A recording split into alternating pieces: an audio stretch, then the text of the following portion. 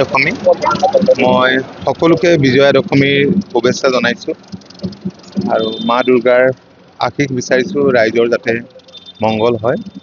এনেই এই সনাতন মন্দিৰ ভাগলৈ মই পূজা মন্দিৰ ভাগলৈ মই সদায় আগতীয়াকৈ আহোঁ। এইকেইটা দিন অহা নহ'ল। আজি বিজয়া দশমীৰ দিনাই আহি মা দুৰ্গাৰ আশীষ ল'লোঁ, ৰাইজৰ মংগল কামনা কৰিলোঁ, ৰাইজকো লগ পালোঁ।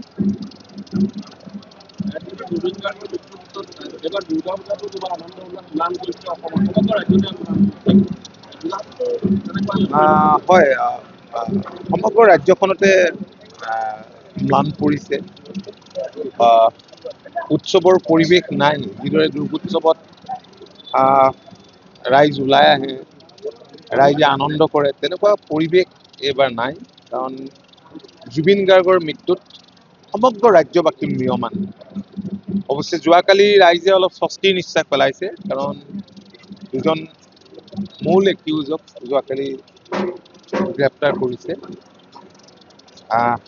আমি দেখিছোঁ যে প্ৰতিখন পূজা মণ্ডপৰ আগত জুবিন গাৰ্গৰ প্ৰতিকৃতি, তাত মাল্যাৰ্পণ কৰিছে, শ্ৰদ্ধা জনাই মা দুৰ্গাৰ আশীষ বিচাৰিছে, ৰাইজে ন্যায় বিচাৰিছে।